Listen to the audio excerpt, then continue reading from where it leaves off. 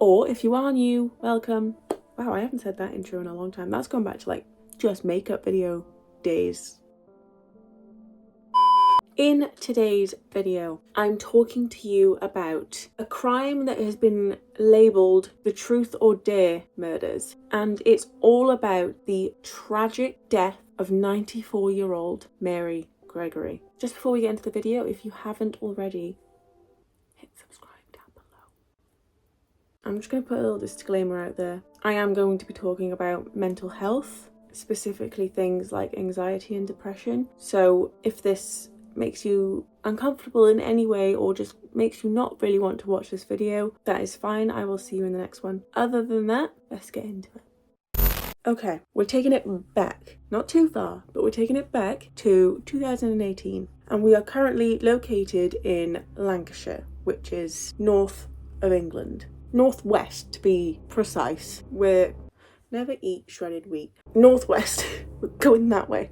And it's here that an 18-year-old boy called Tiernan Darnton, that's really hard to say, but Tiernan Darnton, there we go. It's here that Tiernan Darnton lives. Tiernan was raised by his mother and stepfather. Now, he didn't really know his real father. Like, his father hadn't been around since he was like dutty, since he was a child. So he was just raised by his stepfather, Chris. So at least Tiernan didn't actually grow up without a father figure around. Like, he had his stepfather from a very young age. And also he became very close with his side of the family as well. Now, for the most part, Tiernan was a normal kid, like raised normally, everything like that. But it wasn't until he was about 12 years old that things started to turn a little bit for him. Like, he started becoming very anxious, like very socially anxious, to the point where he didn't want to leave the house. He struggled to like interact with people to the point where he didn't even want to go to school, which eventually caused him to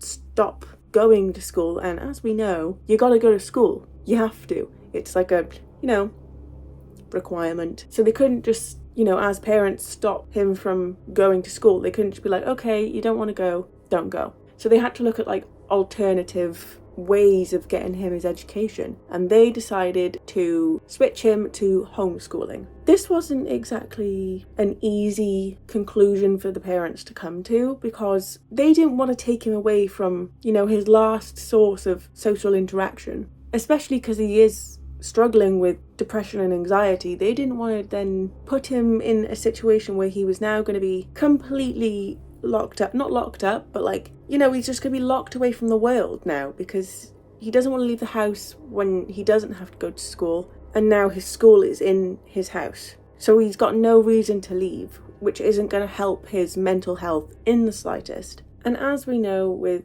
like mental health, it is a bit of a vicious cycle, because it started out as anxiety, but because his anxiety was stopping him from doing, normal day-to-day things, that then made him depressed. It just keeps going round and round. Over time, his mental health got worse and worse, to the point where he knew he needed help. So he went to the doctors and they ended up giving him some help. They referred him to CAMHS. That is the Children and Adult Health Services over here. It's not great. Obviously, we're very lucky to have free healthcare over here. But in this instance right here, this situation, it's not good. So Tiernan was in that system for a few years and saw little to no progress whatsoever. And he was still, like, he continued with his homeschooling. Like, he was homeschooled until about the age of 16. And that's when he decided he wanted to try and get back into the educational system. He saw this as like a perfect time to do so, because this is the time when you'd be leaving school and going on to like college or sixth form, which college over here in the UK isn't like college in the US. I know you probably know this, but like, we have school, college, then university. You have like, what is it? Middle school, high school, college? I don't know, but over here it's, you either go to college or you go to sixth form. Now, the problem with this was that we don't know if he got his GCSEs, and you need GCSEs over here to get into college. For the most part, like, there are colleges where you can get in with no qualifications, and it's more for the people that want to just bulk up their knowledge a little bit, bulk up their CVs so they can look good on paper for employment. Meaning that, anybody of any age, I'm guessing from 16 above, can go. So that's what he did. He went to a further education college called Kendall College, but not for long. He dropped out pretty quickly. But this isn't because he decided, I can't be in these social situations. He just didn't like the college. So he ended up transferring over to a different college, still a further education college. It's the Lancaster and Markham College. But once again, he dropped out. We don't know why on this one. We don't know why. We don't know what's going on at this point in his life. He's dropped out of 2 colleges and now he's starting to act up. Like, he's starting to really misbehave. He's just not the kind of kid you want to be around. I say kid, he's probably I said he was 16, so maybe 16. Yeah, he's got to be about 16. He's just not the type of teenager you want to be around at this point. So much so that he got into such a big argument with his mother that he ended up moving out. At 16 years old, he had that much of an argument with his mother. He moved out and he actually went to go and live with his stepdad's mother, so step-grandmother, Mary Gregory, who was 94 years old. I just want to point out, that's an impressive age. 94 years old. She was eating her apple a day. He ended up living here for quite some time. Not like years and years and years and years and years, but it wasn't quick, his stay there. He was treated very much like an adult whilst living with his step-grandmother. She cut a key for him so he could come and go as he wanted. Like, he just had a lot of freedom there, which as a 16, 17-year-old guy, you're gonna love it. But throughout his time staying there, he did end up making up with his mother at some point, which, that's great. It wasn't so much of an argument that they never spoke to each other again. But sadly, when he turned 18, his grandmother passed away. It was May 28th, 2018.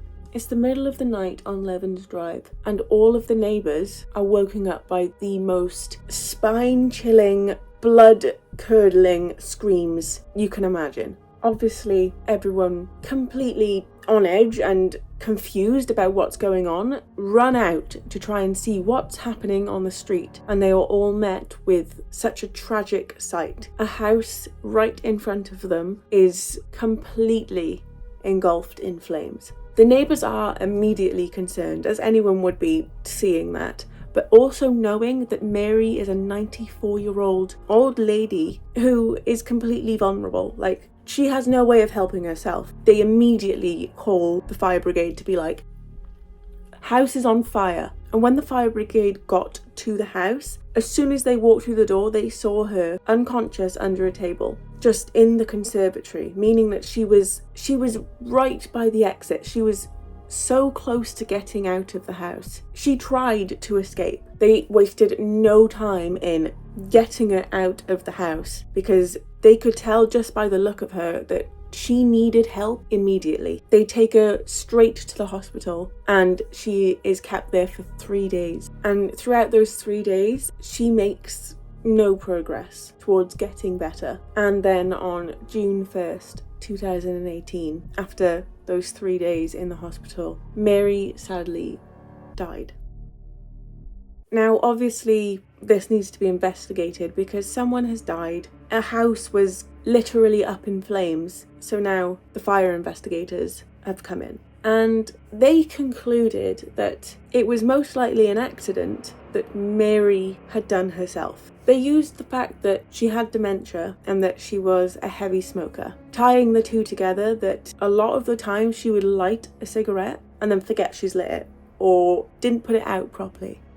Following on from Mary's death, Tiernan went and lived with his mother again. Things weren't great, but they weren't bad. Like, they weren't arguing all the time, but it also wasn't smooth sailing. Like, it was just like a normal family household again. Just, you're gonna argue with your parents, aren't you? Now that Tiernan is 18, he's now classed as an adult over here in the UK. So with his mental health and being in CAMHS, they transferred him from the child section to the adult section, meaning he got a new counsellor. In one of the sessions he had with this counsellor, he said something that it's not only concerning to read and, you know, when you're researching or hear from me telling you, imagine being the counsellor hearing this. He said, "My friends know something about me that could send me to prison." And hearing that, first of all, the counsellor was like, "Do you want to elaborate on that?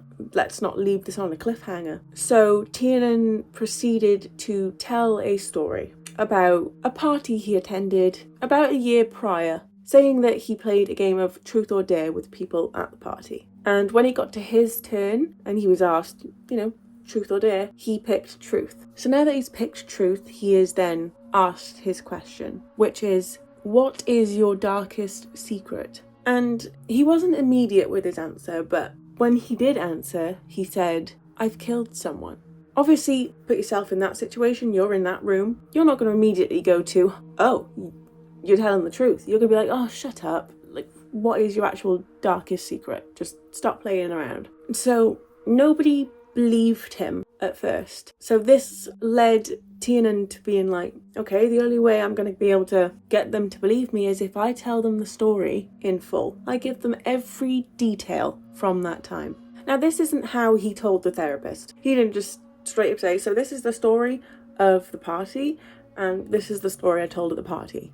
No, he made it so confusing for the therapist that in the end, the therapist just had to be like, "I have no idea what you were saying then, but I think I've grasped it. Are you telling me that you've killed someone?" To which Tiernan then not silently, wrong word, very quietly just says, "Yes." What do you do with that information as the therapist? Well, in this case, nothing. I'm not even joking. When it comes to therapy, everything is confidential for the most part, but if there's anything that's like a danger to you or other people, that is when they're allowed to break that confidentiality agreement and tell other people. So you would think that the therapist would go to the police with this, even if it's nothing and this 18, 19, 20-year-old, whatever age he is, it's not specific right now. Even if your client is, you know, just making it up, there's a concern there, right? You'd inform someone, even if it's just his parents. But he doesn't say a word, he just leaves it. But why? Knowing as well that he's told this story before. There are people out there that know this story, like a room of people.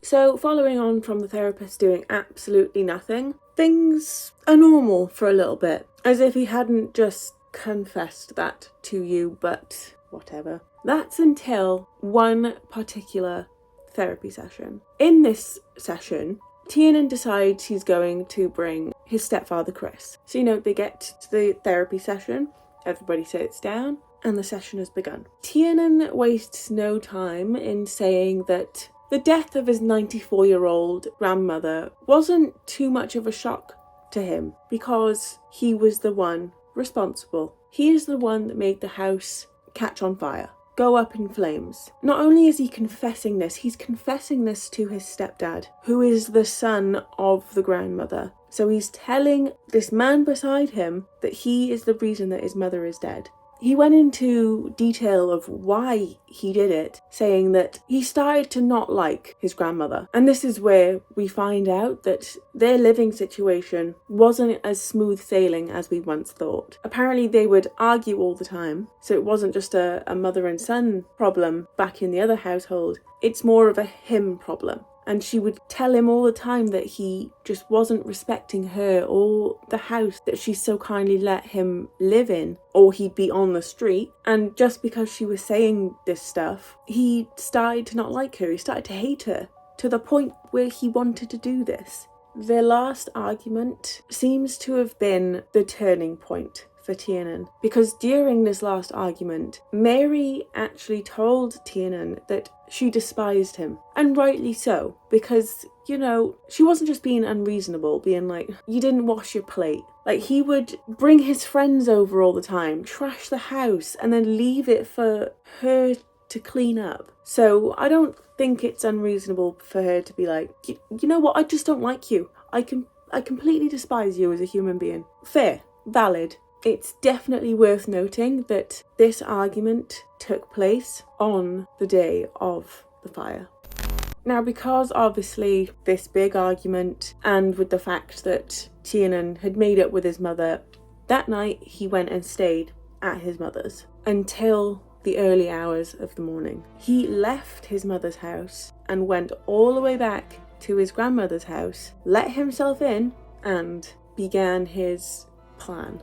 And when I say plan, I mean plan. Now, I don't know when he started planning this out. I don't know if he had these thoughts for a while, or if all of this just came to him as soon as he set his heart on it after that argument. We don't know. But like, he really thought about every detail here to make sure his plan worked. When he got there, the first thing he did was dismantle the smoke alarms. Both of them, the one upstairs and the one downstairs, and made sure there was obstacles everywhere to make it as hard as possible for her to get out of the house. He also disconnected the phones to make sure she couldn't call for help, and the final obstacle that he put into place was the table in front of the door in the conservatory, the one that she was found laying under when the fire brigade got there. Like, that was the one obstacle that worked, because even though he disabled the smoke alarms, she woke up and noticed that the house was on fire. He tampered with the phones. She still was on her way to the door. He put other obstacles around. She got past them, but the final one was that table. Now, when it comes to actually lighting the fire, you know, his final stage in his plan, he even thought this part through to make it seem like it was an accident. He lit a cigarette and threw it onto the curtains and stood there and waited for them to go up in flames. And when they did, he didn't immediately leave. He watched as everything caught on fire. It was only when the house started to fill up with smoke that he thought, better leave. And so he did. He left the house, locked the door, and then just went home and got into bed. The really scary thing is that he got away with it in the first place, and he would have probably gotten away with it forever, because they put it down to an accident made by her with the cigarette and her dementia. Like, they used all of that and just said it was her. It's obvious it was her. Like, he could have gotten away with it, but because he wanted to just brag about it, tell all his friends at a party. I mean, I'm not mad that he did that, because, you know, now we know he's a murderer. And also his therapist wasn't going to spill the beans either. So it's only because he brought in his stepdad. And when it came to her funeral, he said that he felt powerful compared to everybody there, because he knew something they didn't, knowing that he was the reason they were all there. Now that he's told the therapist and Chris, his stepfather, they're not going to let him get away with it now. Now the therapist is stepping up. The therapist calls the police, like, immediately after he's finished telling his story, and the police ended up arresting Tiernan at his mother's house that night. They took him to the police station whilst, you know, others were completely looking through all of his things and taking anything that could have anything to do with the situation, like phone, laptop, mostly electronic things. And one of the first things they did was look at his search history over the years. And what they found is intense. They found that less than a month after killing his grandmother, that he was Googling things like urge to kill again and I want to cause evil. He also Googled something along the lines of, I think I'm becoming a serial killer. Please help. I mean, if therapy isn't working, I don't think Google is going to be much help either. But each to their own. Actually, no, because look where this ended up. Obviously, after finding just these few searches, they confronted him being like, explain this, please. Because he was adamant he was not a murderer. he had switched here. He'd switched from telling everybody, yeah, I killed someone. I killed my 94-year-old grandmother, to, I'm not a murderer. Okay, if you're not a murderer, explain your search history. To which he responded, oh, I'm just really interested in that stuff. I'm just interested in true crime. I think for the most part, as morbid as it is, a lot of people are interested in true crime stories and, you know, all that type of stuff. You watching this right now, we're all interested in true crime. I don't think any of our search history looks like that. So I think it goes way beyond being just interested in true crime. Please help. His search history wasn't the only thing they found that was concerning. They also found some typed up documents that would go into detail about how much he wanted to stalk and kill women. Just full documents about his desire to do these things to women. They also found a kill list, like a list of people that he wanted to kill. But as annoying as it is, just his search history and what they found on his laptop wasn't enough to tie him to the death of 94-year-old Mary Gregory. Even though he'd already confessed it, just not to the police. But don't worry, because there was already evidence that he was the one responsible. They just hadn't tied the two together until now. On the night of the fire, the murder, the crime, on his way to his grandmother's house, Tiernan decided he wanted to go and get, you know, some snacks. He was feeling peckish, apparently. So he went to a shop and bought tea cakes and a can of Coke. Seems harmless to begin with when you just say it like that. But when the police went back and looked at the crime scene photos, they noticed that there was a pack of tea cakes eaten, just the wrappers are left, and a can of Coke. And also there is proof that Tiernan went and bought these two things from the shop because there's CCTV footage showing him going in, buying those specific items, leaving and heading in the direction of Mary's house. So now, just with that small little thing, it proves he was in the house that night, even though he was supposedly going and staying at his mother's house. This led to Tiernan Darnton being charged with the murder of 94-year-old Mary Gregory, his own grandmother. Now, the trial was in November 2021, and let's just say his denying of everything was still going strong. He stood up in front of the entire courtroom and told everyone that he was just attention seeking. He wanted friends, like he wanted everyone to think he was cool. Not that that story was cool in the slightest, but he wanted everyone to think he was cool, edgy, and he just wanted attention. This is after he failed to convince everyone that it was just all a big misunderstanding. The amount of times he's changed the story is proof in itself that he does not have a straight story, and the only accurate story he's told about this entire thing is his confession. While the trial was ongoing, a psychiatrist worked on Darnton, you know, as a person, to see if there was anything going on up here that could have triggered him to do this. He did say that there was a possibility he had some kind of autism, but didn't elaborate on it